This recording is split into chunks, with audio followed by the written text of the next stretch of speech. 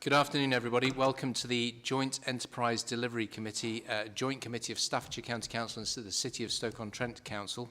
Today, Thursday, the 6th of February. Agenda item number 1 is apologies for absence. Mr. Eberly, do we have any apologies for absence? We do, Chair. We have apologies from Councillor Jane Ashworth and County Councillor Philip White. Agenda item 2 are declarations of interest. Are there any declarations of interest? For the record, nobody is indicating. Agenda item number 3 are the minutes of the previous meeting. Is it your wish that I sign those off as a correct record of the previous meeting? Councillor Watson. Yeah, thank you, Chair. Yes, I would recommend those. I'll move those as written. Thank you. Agenda item number 4 is the Green Loan Scheme. And forgive me, I said I was going to do it, but I forgot to do it, which was to introduce everybody, because this is a relatively new committee, and I think it's helpful just for the benefit of people watching online just to know who's in the room. So what I'm going to do is just go around the room before we get to agenda item number 4 and get everybody to identify themselves, because colleagues will be introducing some of these reports, and it's important that people know who you are and what role you fulfil within your respective authority. So I am chair of the committee. My name is Alan White. I'm the leader of Staffordshire County Council. To my right, Chris Eberly, Head of Member and Democratic Services at Staffordshire County Council. Thank you, Chair. It's Councillor Alistair Watson from the City of Stoke-on-Trent.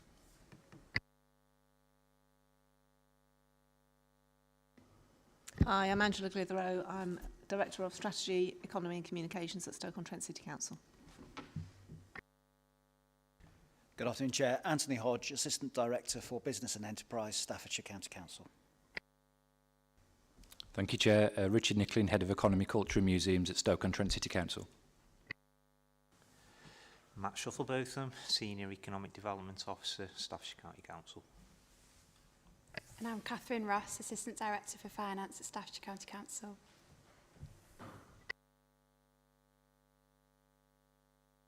thank you, and apologies, colleagues. I should have done that right from the get-go. Right, agenda item number 4. This is the Green Loan Scheme. Who's introducing that one? I'll be introducing that one today, Chair. Thank you. So as we know, addressing climate change and supporting all of our businesses to adapt and take advantage of opportunities relating to the need to reduce greenhouse gas emissions is a major priority for Stoke-on-Trent City Council and Staffordshire County Councils. So as part of the ongoing activity to support that agenda, we've been delivering energy assessments and grants on behalf of the Department of Energy Security and Net Zero through our Green Solutions programme. So the aim of the programme is to deliver energy efficiency assessments and £2 million in grant funding to our small and medium-sized enterprises across the county and Stoke-on-Trent. However, through the delivery of the programme, we noticed that many of the businesses were struggling to find the match funding required to benefit from the grants on offer.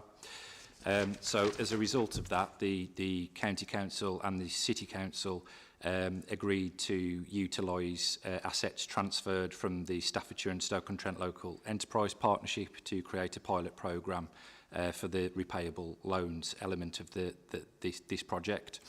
So an evaluation of the pilot programme found 86% of respondents stated that without access to the green loan, the project wouldn't have been able to go ahead. So that highlights the substantial positive impact that the programme has had to date in supporting businesses with their carbon saving measures. 85% of the businesses spoken to as a part of the evaluation stated that they were likely or very likely to recommend the programme to other businesses, illustrating its success and the positive impact that it's had on those businesses to date. So the evaluation did make some recommendations for changes if the programme were to be continued, and one of the main areas is to cover a wider range of renewable technologies, so looking at solar, which has been highlighted as a key gap within the project. To date, and as we can see in the report, there is currently a pipeline of over 70 businesses who would like to take advantage of the Green Solutions grant, and have also indicated that they would have an interest in the loan. So there's definitely the need that's been identified there amongst our local business base. And the extension of the programme will support our businesses in their continued efforts to grow whilst reducing their carbon emissions. And one of the main headline figures there is that 110 tonnes of CO2 equivalent will be saved annually with the support of a loan, which illustrates the major impact of the programme itself. So today the committee is asked to agree to extend the Green Loan Solution Scheme pilot past its current end date of the 31st of March 2025. Thank you, Chair. Mr Nicklin, thank you very much indeed for a comprehensive description of the project. I'd just like to note the progress that we've made on both growth and climate change. The government's got two clear priorities. One is growth and the other being climate change, and we are playing into that and have been doing for some time. There's been a change of government, obviously, but I'm delighted to be able to report that here in Staffordshire and Stoke-on-Trent, we've been working on this for some time, and well done to the businesses and indeed the teams who support this, because without your help pointing people in the right direction, then we wouldn't be making this progress. Councillor Watson, is there anything you'd like to add? Yes, thank you, Chair. I think it's very interesting that we've got 70 businesses in the pipeline. That is a real show of demand for the product that we've got here. So that's very exciting that the actual market is responding very positively to what's on offer, which is a good sign. Interestingly, I think it was mentioned in the opening comments that 86% of the respondents said that without the loan it wouldn't have gone ahead. So it's this innovative joining of the loan and the grant is actually really rolling out this scheme in Staffordshire, and that's, you know, so there's credit's got to go to people locally for the success of that. There is also a question in my mind as well in terms of the actual cost saving on energy costs, which wasn't sort of mentioned in the opener, and I know that the businesses that have taken advantage of this will be seeing a reduction in energy costs. I don't know, Mr Nicklin, if you've got any, don't mean to put you on the spot, I don't know if you've got any figures or any comment that you can make about the reduction in their energy usage that they'll be enjoying as a result of this scheme. This is really helping business. So thank you. In terms of the financial figure, I don't have that off the top of my head, but in terms of the savings for the CO2 equivalent figure, it's 110 tonnes annually will be saved as a result of the support from the loan.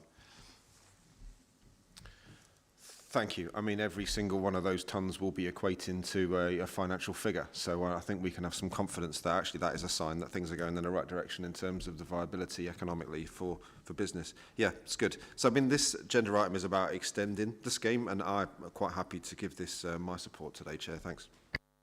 Thanks, Councillor Watson. I like your line of questioning, because actually I run a business, and there's two ways of ensuring growth. You can increase the amount of business you do, or you can reduce the costs to the business. And there are some people who are sceptical about the climate change agenda that we pursue as councils and government. But when you convert it, as you have done very articulately, into reduction in energy use, that gets straight to the bottom line of running the business. And I think that's a really vital point to attract more people, more businesses to come and take advantage of the fund. I'm aware that the LEP had the funding for some time. What I'd like to do is pay tribute to the officers of Stoke-on-Trent City Council and Staffordshire County Council for making this thing fly within your charge, because you've done a great job, and I'm grateful for the work you're doing, and the businesses who've really benefited from that will be grateful as well. So if you could pass that on to your teams, I'd be extremely grateful. Any other comments before I go to the recommendations? With that, then, there are three recommendations. The Joint Enterprise Committee, hereinafter known as the Committee, Joint Committee, my reading's not so good today, notes that the Cabinets of Staffordshire County Council and Stoke-on-Trent City Council agreed to the use of the Growing Places Fund for the provision of loans to enable businesses to invest in decarbonisation measures through the Green Loan Scheme. B, agree to extend the Green Loan Scheme pilot beyond its current end date of the 31st of March 2025 to support the extension of the Green Solutions Scheme to deliver the national pilot with enhanced eligibility and criteria as set out within paragraph 27. And C, agree that an update on the delivery of the scheme will be provided at future meetings of the Joint Committee whilst the scheme is operational. They are the three recommendations. In favour? And me as well. So with that, thank you very much indeed for that, Mr Nicklin. We move on to the next agenda item, which is the Growth Hub. Mrs Clitheroe, I think we're with you. Thank you, Chair. Yeah, similar to the previous agenda item, this is one of the big success stories that has gone from good to better over the last year since we took on the previous responsibilities of the LEP. So the first point of contact for many residents and businesses looking for support to start or grow their business. The Growth Hub has both a front door in terms of a digital offer and also a telephone helpline as well. Really important to the city and county's economy, and you recognised at the first meeting of this committee last year that it needs to expand and continue to grow, and that's what's happened over the last 6, 7, 8, 9 months, and it's starting to show results already.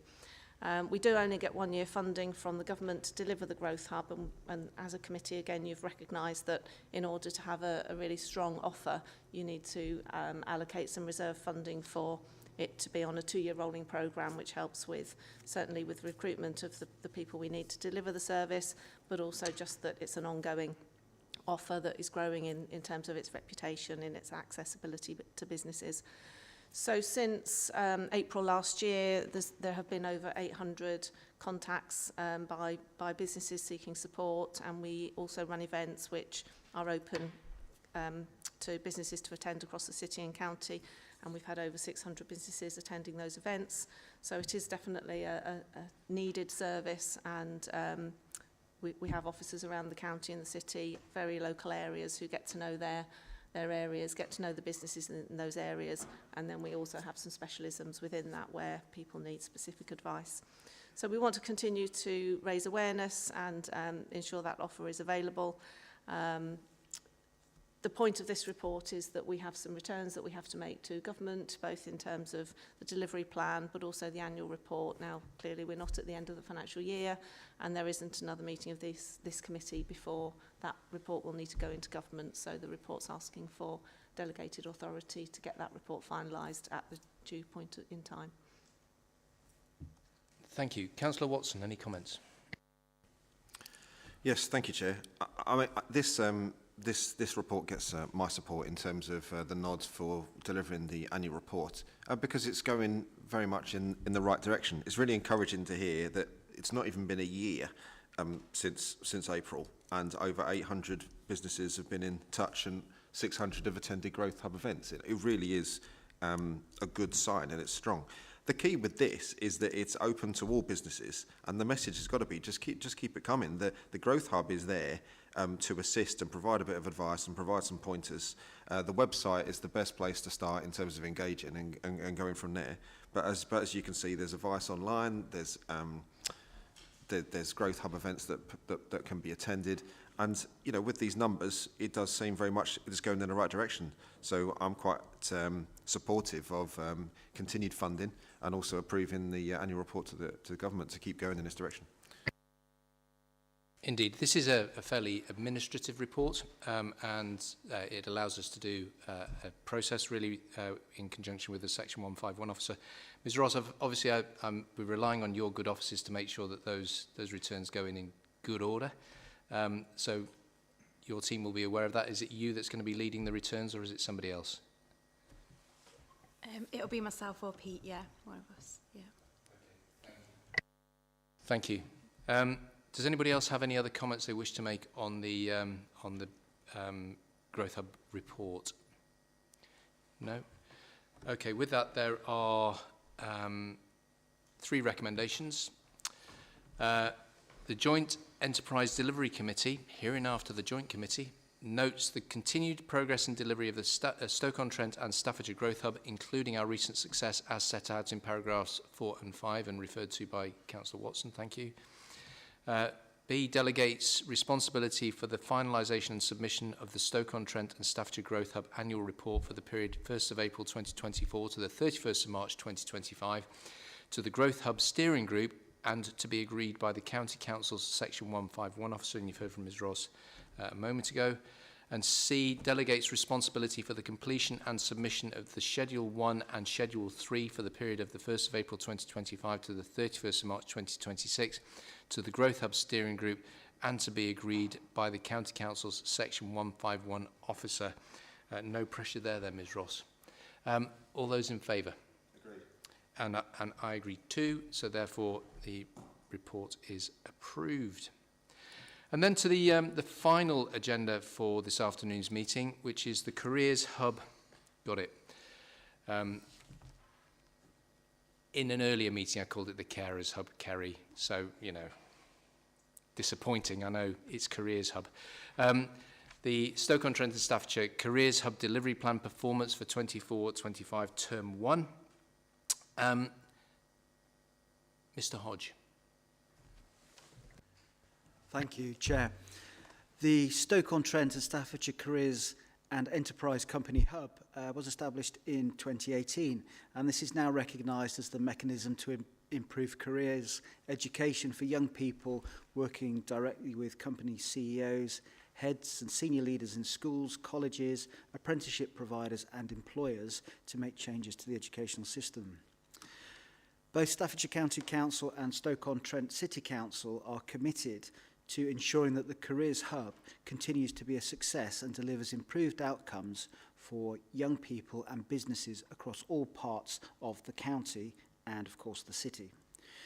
We have received funding to deliver the activities of the Hub for this academic year, but like the Growth Hub, this committee has ensured that resources are ring-fenced to allow the programme to operate on a 2-year rolling basis, placing the Hub on a sound financial footing and enabling us to plan for the longer term. In November, the committee considered the delivery plan for the Careers Hub for this academic year, whilst also agreeing that termly performance updates be provided to the committee to ensure that it continues to monitor and manage progress. The performance update for the first term of the academic year is set out within the report and shows good progress is being made in working towards achieving the targets that have been agreed with the Careers and Enterprise Company. As part of the Careers Hub programme, we also continue to deliver several key projects, including providing an opportunity for teachers to engage directly with local employers, including JCB, Winvic, Wilmot Dixon and Give Energy, enabling teachers to learn about different career paths relevant to their subjects and observe how the subject is applied practically within local businesses. And Chair, if I could draw your attention to the indicators in Appendix 1 and just highlight that the Hub is very much on target, if not outperforming, and is quite often recognised as a star pupil within the Careers Hubs nationally. Which is fantastic news. I understand new businesses are making approaches towards the Careers Hub. Mr. Shufflebotham, I think you've got an example of that you'd like to share with us. Yeah, thank you, Chair. So just building upon what Mr. Hodge said around Give Energy, I think Give Energy is one of the area's real success stories over recent years. So it's a company that started within Newcastle-under-Lyme in 2012, I believe. It's now the UK's largest battery storage company, so it's grown absolutely rapidly over that period. Yeah, it originally just had an head office at our Lymedale Business Park. It's since then expanded, and it now has a manufacturing facility also within Newcastle-under-Lyme, and it's also doing a few other more interesting things as well around angel funding and that type of activity. One of the things that it is looking at, and I think where it's really links in strongly with the Careers Hub, is that they have recently engaged with the Hub in terms of providing the first careers project for primary schools within the country.